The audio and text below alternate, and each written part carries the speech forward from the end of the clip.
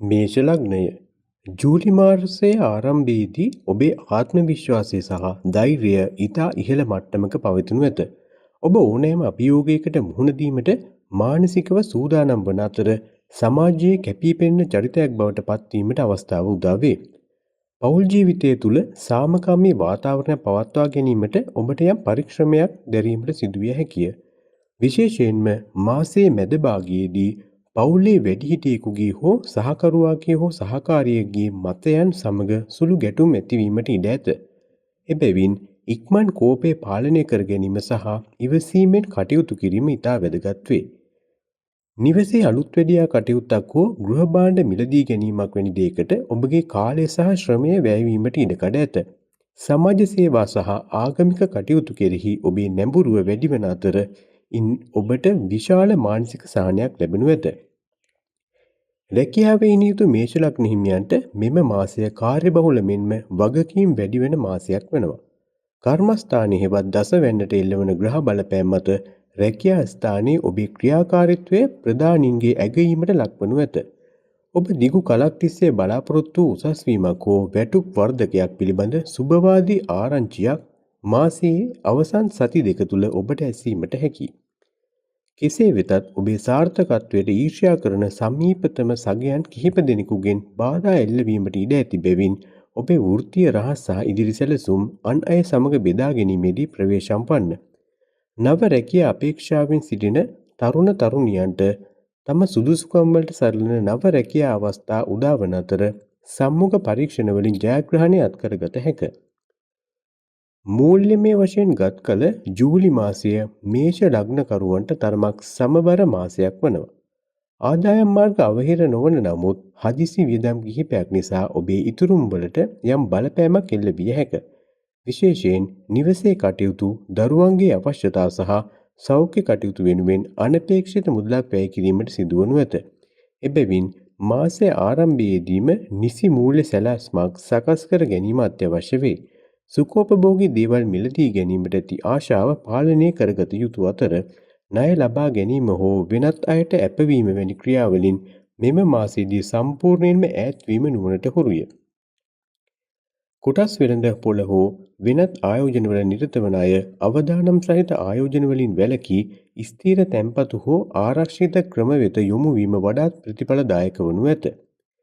ව්‍යාපාරික ක්ෂේත්‍රයේ නියුතු ඔබට මෙම මාසය නව පිබිදීමක් ඇති කරයි.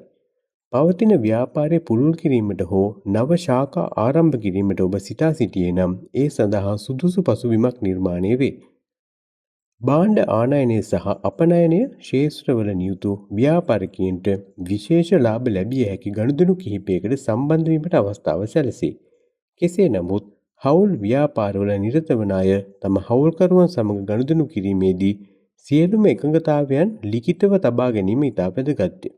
මන්දයත් සුළු සුළු වැටහීම් නිසා අනාගතයේදී නීතිමය ගැටලු මතුවිය හැකි බැවිනි.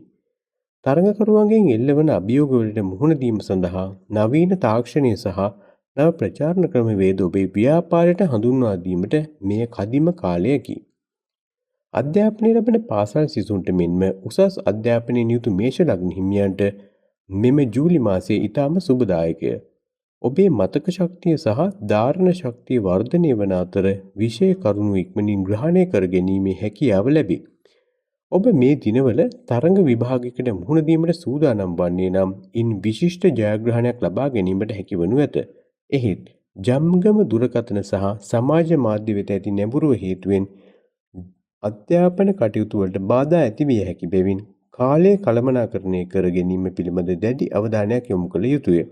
පර්යේෂණ කටයුතු, නීතිය, වෛද්‍ය විද්‍යාව සහ ඉංජිනේරු අංශ වලින් උසස් අධ්‍යාපනය හදාරන සිසුන්ට විදේශ ශිෂ්‍යත්ව සඳහා අයදුම් කිරීමට මෙම මාසය ඉතා යෝග්‍ය වේ.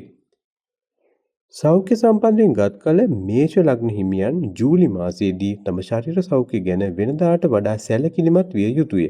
මේෂ ලග්නය ගිනි තත්වයට අයත් ලග්නයක් වන බැවින් සහ මේ දිනවල ග්‍රහ බලපෑමල ස්වභාවය අනුව ඌෂ්ණාධික රෝග, ඇස්වල ආබාධ සහ හිසේ කැක්කුම වැනි රෝගී තත්ත්වයන් මතුවීමට ඉඩ ඇත.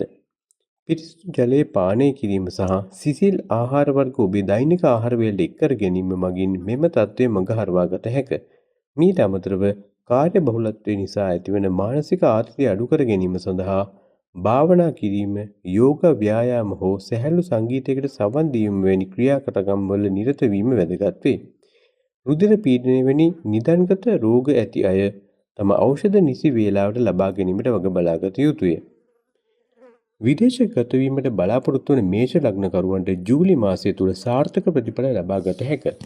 විශේෂයෙන්ම අධ්‍යාපන අරමුණු හෝ රැකියා අරමුණු වෙනුවෙන් විදේශ ගතවීමට උත්සාහ කරන අයගේ වීසා සහ වෙනත් නීතිමය ලියකියවිලි සම්බන්ධ ගැටලු විසඳී යාමට ඉඩ ඇත. මාසයේ මුල් සති දෙක තුළ විදේශ ගමන් සම්බන්ධ ලියකියවිලි ඉදිරිපත් කිරීම වඩාත් සුබදායක වෙනවා. විදේශගතව සිටින මිතුරන් හෝ ඥාතීන් හරහා ඔබට වාසිදායක තොරතුරු හෝ මූල්‍යමය උපකාර ලැබිය හැකිය. කෙසේ වෙතත් නීති විරෝධී හෝ කෙටි ක්‍රම හරහා විදේශගත වීමට උත්සාහ කිරීමෙන් දැඩි අමාරුවක වැටීමට ඉඩ ඇති බැවින් නීත්‍යානුකූල සහ පිළිගත් මාර්ග හරහා පමණක් ඔබේ කටයුතු කරගෙන යාමට ඔබ වග බලාගත යුතුය. මෙම ජූලි මාසයේදී තීරණ ගැනීමේදී හැඟීම් වලට වඩා බුද්ධියට මූලිකත්වය දෙන්න. ඔබගේ සහජ ධෛර්යය නිසි පරිදි මෙහෙයවීමෙන් මෙම මාසය අතිශය සාර්ථක එකක් බවට පත් කරගත හැක.